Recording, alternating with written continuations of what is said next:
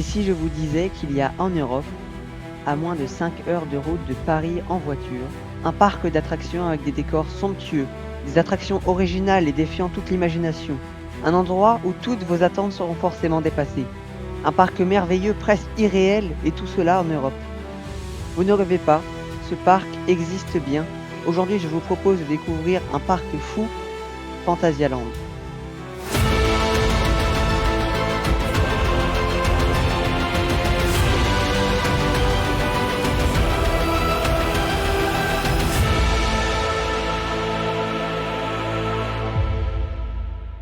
Avant de vous parler du parc tel qu'il est aujourd'hui, je vais vous raconter très brièvement son histoire.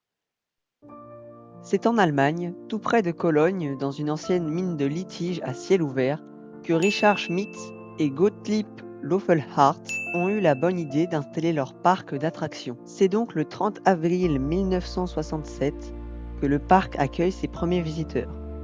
S'ensuit une période où le parc gagne en popularité et où des attractions plus audacieuses les unes que les autres voient le jour, comme Mystery Castle en 1998. Une tour de chute camouflée dans une tour de château de 65 mètres de haut. Très novateur pour l'époque, car on voit la volonté des équipes créatives de ne pas gâcher la skyline du parc. C'est vrai que si on voyait une tour de chute en plein village médiéval, je ne suis pas sûr que la cohérence de la zone marcherait pareil. Une autre attraction importante fut construite 23 ans plus tôt, en 1975, avec Gebirgsbahn, un roller coaster du constructeur très apprécié Anton Schwarzkopf. Ce coaster était thématisé avec un gigantesque décor de montagne et un pont. Encore une fois, très peu commun pour l'époque, car à cette époque, Disney et Astérix n'existaient pas. Enfin bref, ce coaster était très apprécié, mais malheureusement, le 1er mai 2001, un incendie endommagera trop l'attraction pour qu'elle puisse rouvrir. Depuis toujours, le parc a eu une contrainte qui, à mon sens, a fait sa force. Il est totalement entouré de la ville, de propriétés privées ou même de la route, ce qui oblige le parc à détruire les anciennes attractions et les pousse à faire toujours mieux qu'avant afin de ne pas décevoir les visiteurs. Mais c'est aussi une contrainte qui pousse le parc à trouver des astuces pour utiliser le moindre centimètre d'espace mis à leur disposition. Et cette contrainte rend le parc incroyable, car peu importe où vous regardez, dans une zone de Phantasialand, il y aura quelque chose à voir. Par exemple, si vous êtes dans une zone sur le Mexique, vous aurez l'impression d'être au Mexique, car vous ne verrez pas du médiéval juste à côté. Et ça, c'est la force du parc. Alors si vous êtes prêts, je vais vous présenter les attractions qui m'ont particulièrement marqué et que je souhaite vous faire découvrir. Pour commencer, je vais vous parler de la zone africaine, abritant un inverted coaster BNN, Black Mamba. Ce coaster est génial car, après la first drop, il va slalomer entre les décors en passant au ras du sol, en frôlant les parois. Et c'est ça qui le différencie des autres coasters du même type. On a vraiment une impression de vitesse du fait de la proximité des décors, mais aussi dans le land, de manière générale, tout est bien pensé. Par exemple, on va entendre de la musique dans le land, et puis on va rentrer dans une épicerie du village, et hop, la musique sortira d'une vraie radio posée là. La musique va grésiller et nous plonger encore plus dans la zone, nous donnant l'impression de voyager et être réellement à l'endroit où nous sommes censés nous trouver. Colorado Adventure, c'est un train de la mine Vekoma, tout ce qu'il y a de plus classique. À part le fait qu'il soit beaucoup plus agressif que tous les autres mine trains que j'ai pu rider dans ma vie. C'est amusant, c'est tortueux, c'est un hit dans sa catégorie, à faire absolument. Petit fun fact, un jour Michael Jackson est venu sur le parc Phantasialand et a fait cette attraction. En sortant, il a dit que c'était son attraction préférée. Du coup, le parc a changé le nom de l'attraction pour que ça colle encore plus avec les chercheurs d'or des États-Unis. Michael Jackson The Ride. En effet, tout le monde sait que Michael Jackson est un personnage principal de la ruée vers l'or. Juste après, nous irons faire un tour du côté de Windjazz Fear et Windjazz Force, deux spinning coasters moreurs. C'est vraiment des super spinning coasters. C'est comme si Phantasialand avait pris un coaster avec toutes les options possibles. Type de rail, mouvement, etc. Mention spéciale pour le dernier élément où un rail fera une toute petite chute donnant l'impression que le rail est mou.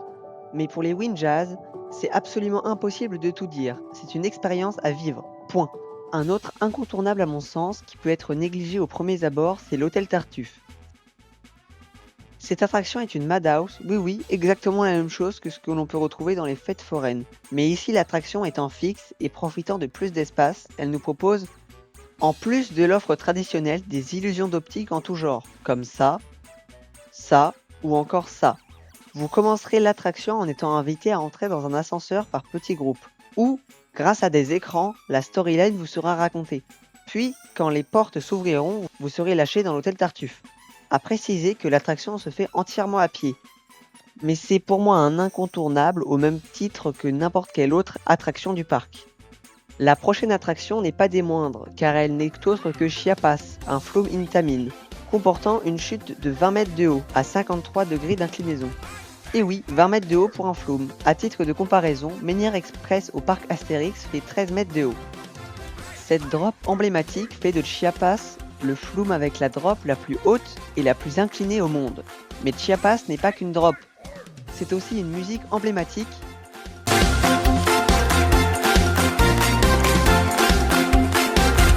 Des décors à couper le souffle, des aiguillages qui vous feront aller en avant, puis en arrière, etc. Bref, du Phantasialand. En parlant des attractions aquatiques, je vous propose de découvrir l'attraction River Quest, un raft de 22 mètres de haut comportant un ascenseur et de nombreux éléments uniques en Europe. Encore une fois, je n'en dirai pas plus, c'est une attraction absolument à faire et à découvrir soi-même. River Quest se situe dans une zone médiévale appelée Klugheim, au même titre que Mystery Castle. Et oui, l'attraction de 1998 est toujours dans le parc aujourd'hui. Cette attraction a tout pour plaire, une thématisation géniale, une file d'attente somptueuse, on monte dans des nacelles et là, le drame. Le tour est ridiculement court.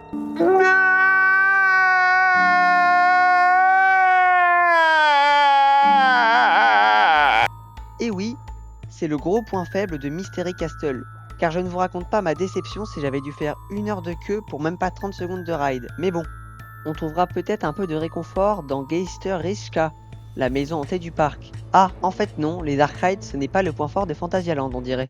Hello, how are you? I am under the water. Please help me. Le dark ride est interminable. Les effets et les animatroniques sont de très mauvaise qualité, il y a bien mieux à faire dans le parc. À éviter absolument.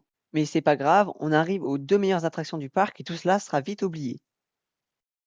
Taron est un launch coaster Intamin d'une hauteur de 30 mètres, une longueur de 1320 mètres pour 117 km/h. Considéré par beaucoup comme le meilleur coaster d'Europe, Taron, c'est fluide, on se perd dans la ville, on frôle les orgues basaltiques composant la théma.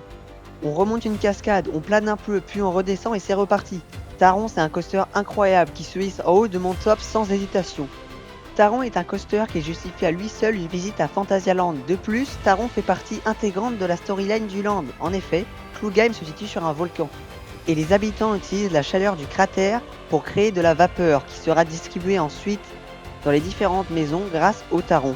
Une machine qui va prendre la vapeur dans le cratère du volcan et accélérer le plus vite possible pour distribuer son énergie avant même que la vapeur puisse se refroidir. Et cette sensation de vitesse, on la ressent même sans être dans le coaster, juste avec le bruit emblématique du launch de Taron qui retentit à chaque fois que le coaster est lancé, on sait qu'on va prendre cher. Et c'est ici qu'on arrive à la meilleure zone de Phantasialand, la plus aboutie, la plus incroyable, la plus audacieuse, qui justifie aussi à elle seule une visite à Phantasialand, Rockburg.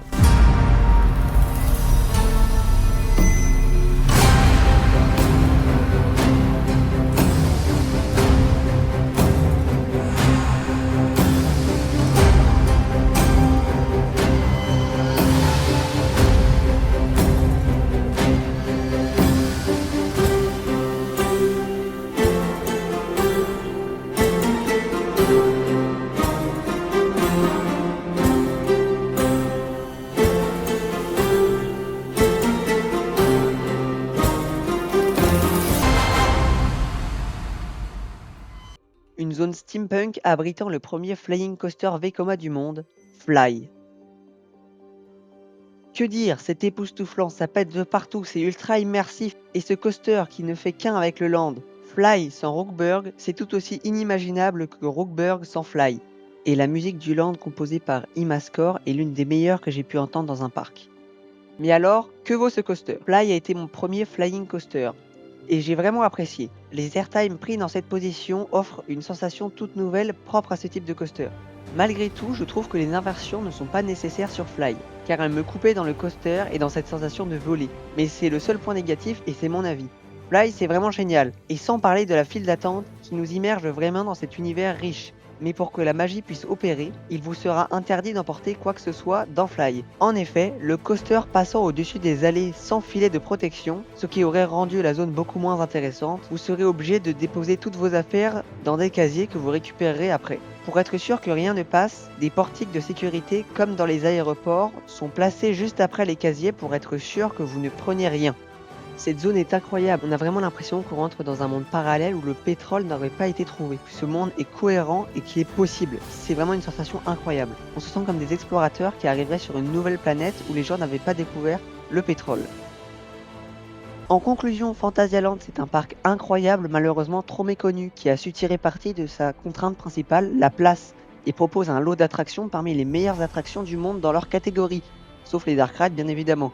Please help me. Cela fait de Phantasialand un parc à ne pas manquer pour tout fan qui se respecte, et pour toute autre personne voulant connaître un parc de haut niveau sans aller à l'autre bout de la planète. Bref, Phantasialand c'est vraiment incroyable et j'y retournerai sans hésitation dès la première occasion. Voilà, c'est tout pour cette vidéo, c'était Stolook, à la prochaine.